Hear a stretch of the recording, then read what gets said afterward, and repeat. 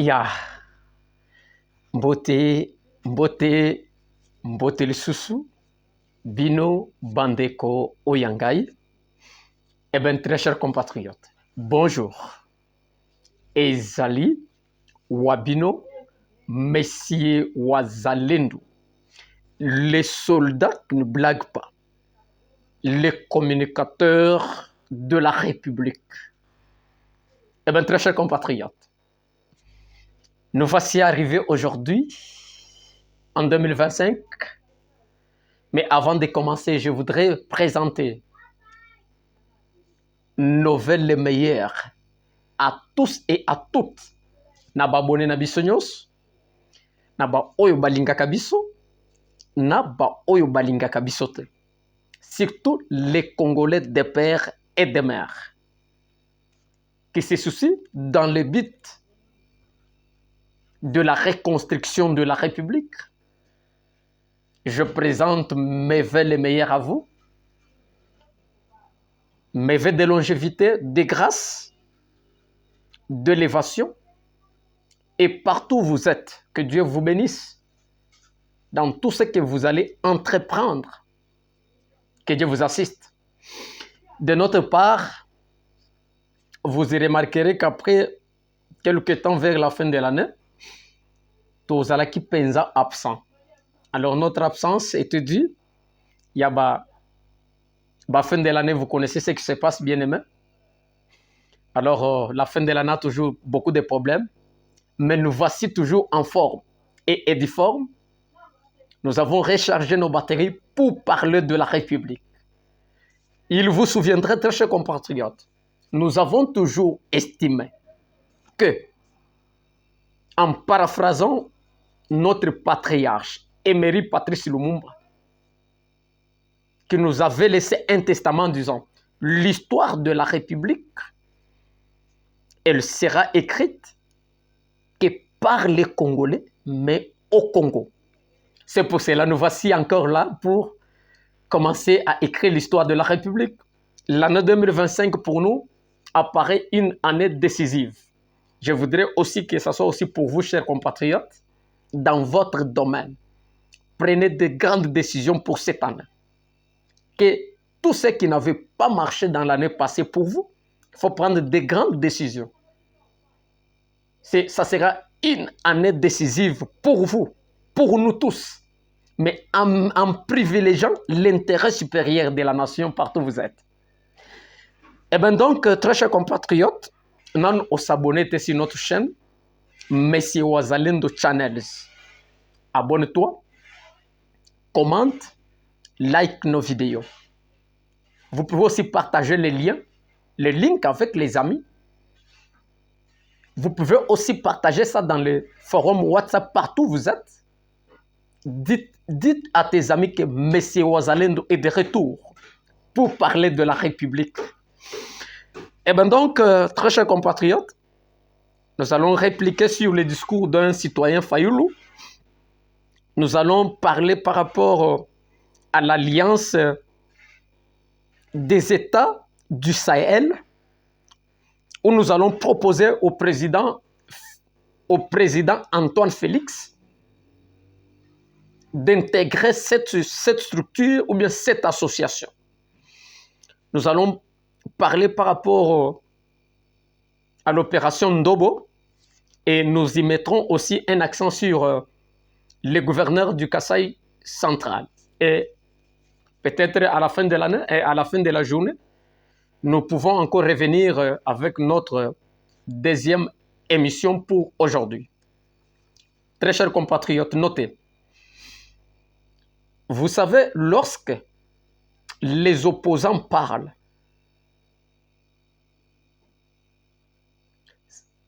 ce n'est pas un acharnement contre le gouvernement. Ce n'est pas, ils n'aiment pas ces gouvernements. Ce n'est pas parce qu'à la tête d'un pays, il y a un certain messie. Mais nous avons réalisé que lorsque un opposant ou les opposants parlent,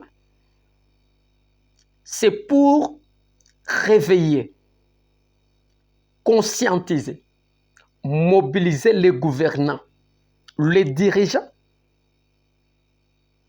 de prendre des précautions et des mesures par rapport à des cris, par rapport à Makambo Bazali, ou interpeller les Bango.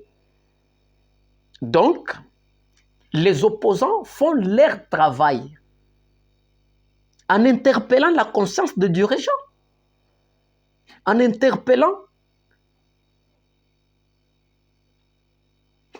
aux dirigeants dans leurs responsabilités régaliennes d'intervenir à la situation de son peuple.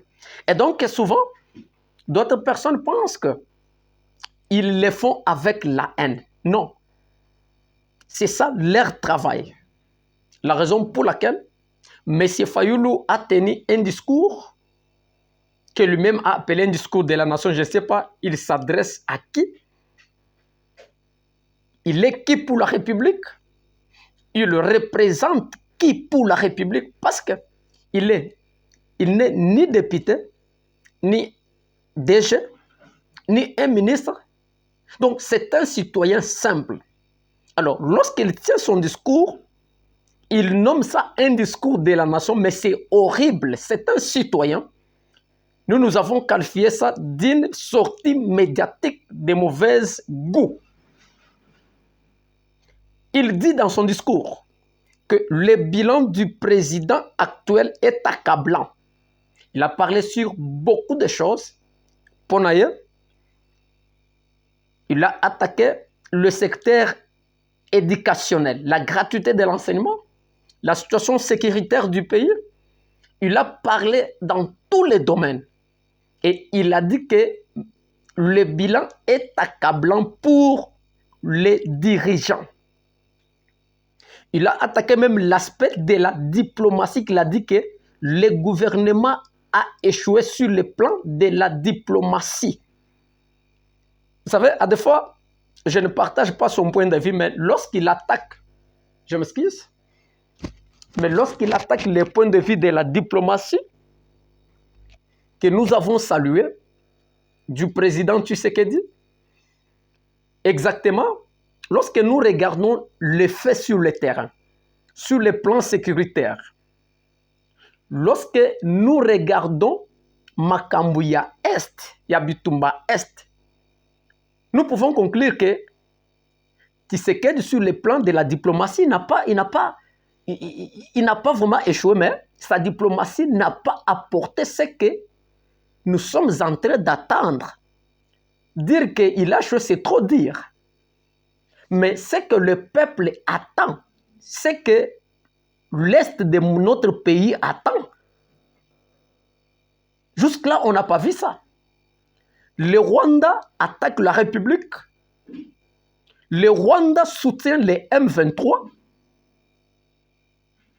La communauté internationale, l'Amérique et d'autres structures régionales, nous ne sentons pas la mobilisation. Alors, si Fayulu dit que la diplomatie de Tshisekedi a échoué pour lui, nous disons que ça n'a pas échoué, mais jusque-là, ça n'a pas encore apporté des solutions aux attentes de notre peuple. C'est ça le problème.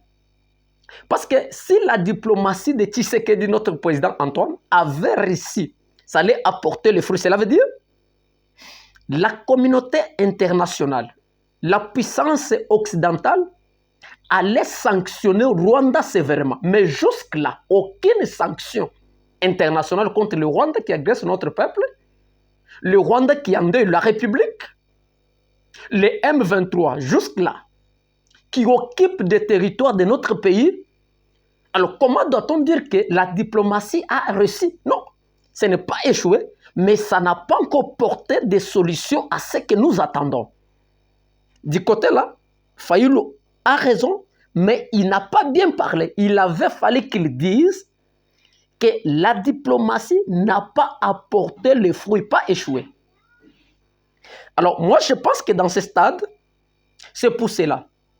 Parce que la communauté internationale, l'Union africaine, les SADC ainsi que toutes les structures régionales n'ont pas apporté des solutions à la guerre de notre pays. Nous, M. Ouazalendo propose au président de la République de s'engager à des plateformes régionales qui peuvent apporter un plus par rapport à la guerre de notre pays, entre autres, la AS, Alliance des États de Sahel. Cette alliance, nous voyons comment bato oyo ba président oyo ya mboka misatu Burkina Faso, Mali et Niger basangani et bazali kobunda. Moi je pense qu'avec de telles structures, si vous êtes dans ça, bato oyo bakoki ko intervenir dans cette affaire qui dure longtemps. Alors c'est pour cela nous exhortons au président de la République d'embrasser l'alliance des États du Sahel.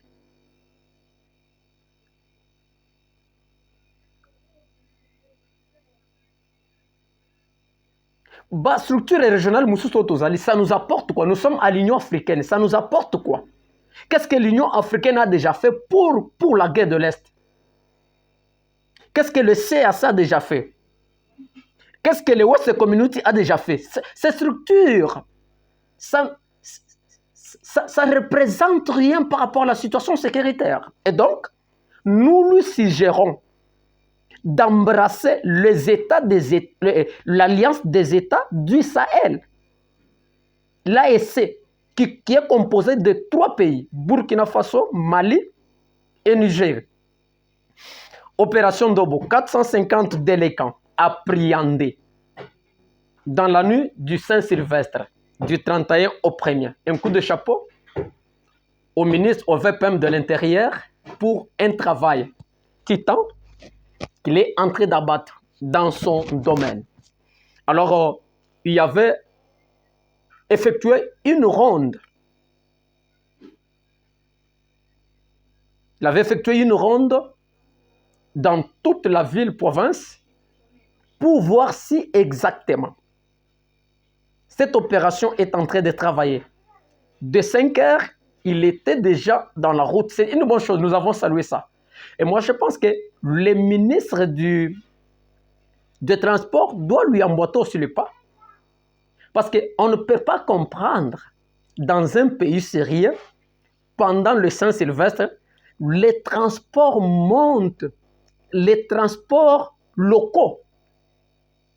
Nous savons qu'à la fin de l'année, les transports augmentent pour des voyages de province à une autre, de l'international. Mais lorsqu'il s'agit d'un déplacement local ou locaux, mais chez nous, c'était terrible. À des fois, nos témoins nous témoignent que les transports, à des fois, si vous n'avez pas 10 000 francs, vous ne pouvez pas arriver en ville ou en marché des Andes, de Kingassan ici. Mais c'est horrible. Et donc, moi, je pense que le ministre du transport doit travailler comme le VPM de l'Intérieur, à travailler dans son domaine pour que nous puissions réussir à initier des rondes, des tournées, voir qu'est-ce qui se passe avec les taxis chauffeurs, savoir qu'est-ce qui se passe pour la République et prendre des mesures idoines. Moi, je pense que ça. Et donc, nous conscientisons au ministre, au VPM de transport, d'initier des rondes. Même la nuit, même pendant la journée, il peut changer, il peut prendre de stratégie, il peut changer, laisser son cortège, s'habiller tout simplement, entrer même dans un taxi pour voir ce qui se passe sur le plan des transports. Parce que sinon, ça ne va pas. Le gouverneur du Kassa central, Joseph Moïse Kamboulou, rappelé d'urgence à Kinshasa pour sa sortie médiatique. Sa sortie médiatique traitée d'un opposant. Il doit d'abord répondre, il doit être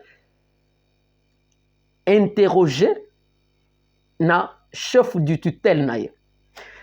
Eh bien, très chers compatriotes, ça n'est fini pour aujourd'hui et je vous reviens avec notre deuxième émission.